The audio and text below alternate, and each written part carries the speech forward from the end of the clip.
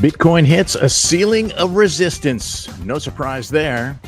Maybe not even much of a surprise on the economic news. Actually, economic news was really good this morning, but price action doesn't really seem to care. Hey guys, it's Keith Allen. Busy rest of the week, but wanted to bang one of these out for you this morning before the day gets away from me. So let's just climb in and take a look at what's happening here. I'm going to start here.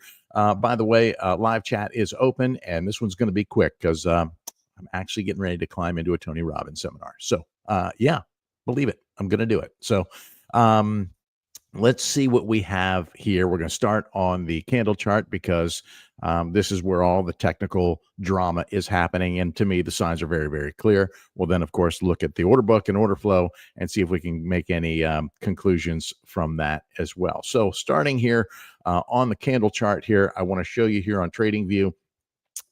This is my Bitcoin daily view of what's happening here. And you can see we have now got 1, 2, 3, 4 consecutive days of bumping against this ceiling. That's the 200-day moving average. That's a simple moving average. Lots of discussion actually in our group last night on Telegram, which, by the way, if you haven't joined us there, I encourage you to do so. Yes, I love you following me here, and I hope you'll smash all the buttons and help me grow the channel. But if you really want to get the alpha first, we discuss a lot of stuff first in our Material Indicators Telegram community. So I invite you to join us there.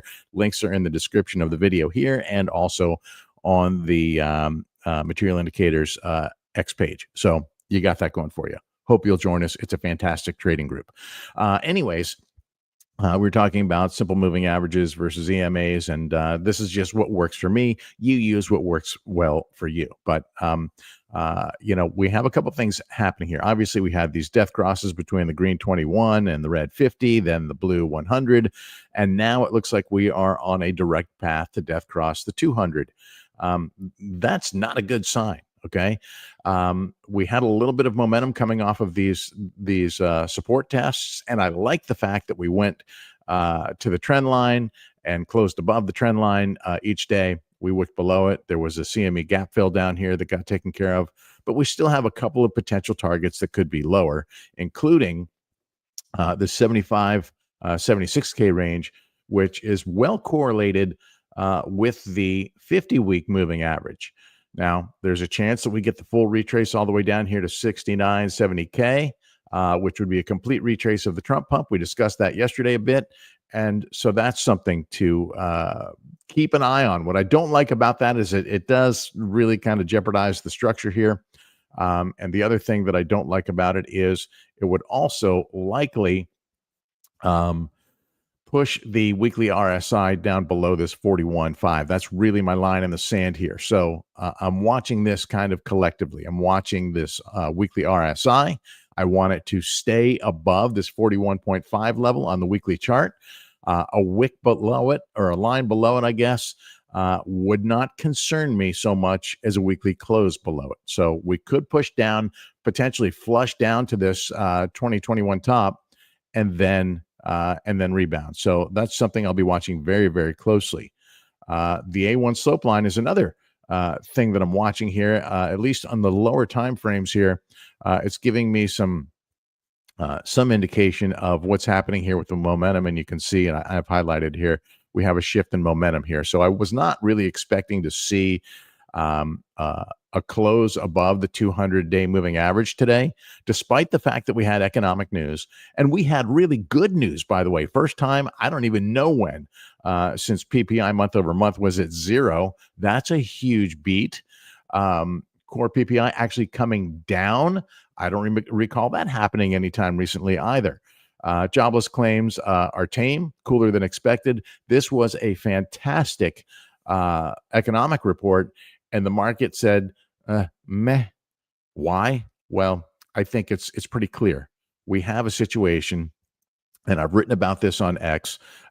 We have a situation where obviously we have a new administration that is using some methods that, quite frankly, scare markets. Okay. The market doesn't like uncertainty. So when we have tariffs on and off, and we got a big bully in the office that is threatening tariffs one day, starting them the next day, pulling them back the day after that, it's very difficult to find stability. So market is moving to a risk-off position.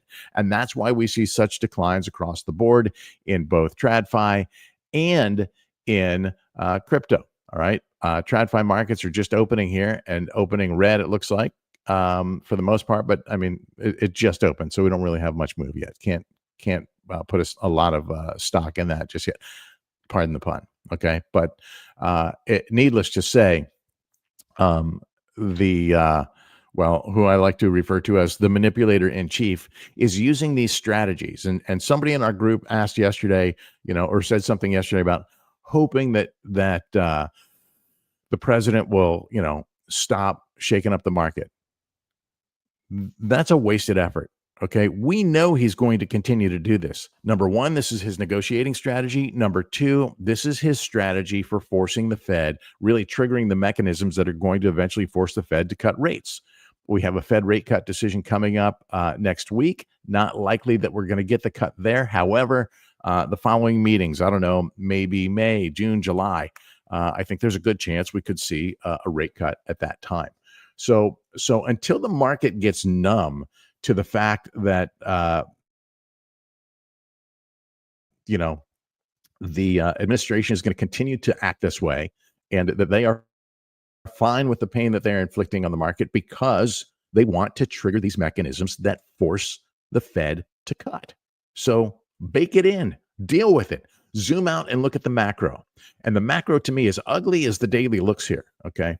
The macro to me, if we zoom out, we can get a little bit different perspective here and see that the trend is still intact, and even the moving averages are unwound. So this is something that I think we really need to watch. Something else I'm in tune to. Let me see if I can. I think I put this on a new chart yesterday. I made a copy, and let's see if I have. Yep. Okay. So remember this. This was the 2021 mid-cycle top. Let's look at something. And this is not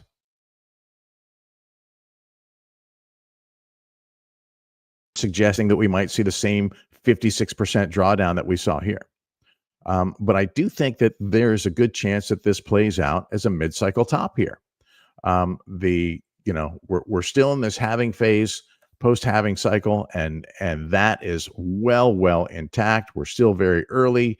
The amount of drawdown that we've seen since the all-time high, also not a concern for me. There's plenty of examples of much bigger corrections in bull markets. So that doesn't faze me in the least bit at this stage. But we're getting to a potential retrace here, whether that retrace ends right here or that retrace takes us all the way back to where the Trump pump began on election day remains to be seen. That's why I have at least some case for the 69K level. But again, that's very scary to me because it could mean we breach this weekly RSI, move down to oversold. And if we close down there on the weekly, that's not going to be a good sign. It could mean that we move to bear market territory for a period of time until we get that stability in the market and we see the correction. That's about all I got for today. Nothing really different from what we talked about yesterday. Everything else is still in place. And with that, I will give you a view of fire charts. This was something else that I was looking at this morning that I shared on X and in our communities, was that, the path of least resistance here.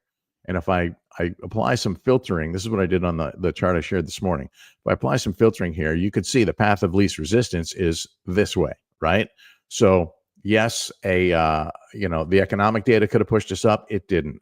A well-timed tweet from the manipulator in chief might do it. And I just saw one come out that said the first family is now interested in taking a investment position in Binance.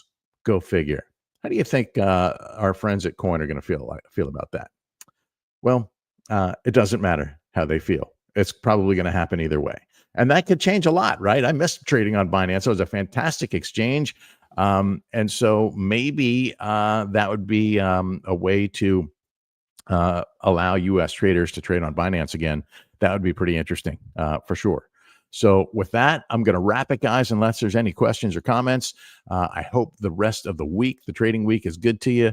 Just know we're likely going to stay in this range. We have decent support down here on the bid side, although it looks like a ladder of it may be fading. Some of it might actually be moving up here. We need to see more, to prevent this free fall back into retesting support. We need to see more bid liquidity coming up really above this 80K range. And for the moment, that's not happening. So let's keep an eye on things. I will do my best to keep you updated, and I will certainly be back in tomorrow morning. But I'm probably going to be out for the remainder of the day. And with that, I leave you with this parting shot of the order book. We'll go into the daily time frame and see if anything looks better. You can see the purple whales. We talked about them yesterday, and they sold that resistance up around the 200-day moving average yesterday. And I think we're just on this grind for a little while. Consolidating in this range, by the way, is not a bad thing. So don't panic about that. This is a good range for this to happen. I'm fine with consolidating right here on this trend line, right around this trend line would be fantastic. And I'm also fine with picking up a little more Bitcoin at a discount if we are to wick down into these places. I just want to see a quick recovery if we do. And with that, I'm going to wrap it, guys. Hope you have a fantastic trading day and trading week. We'll talk again tomorrow.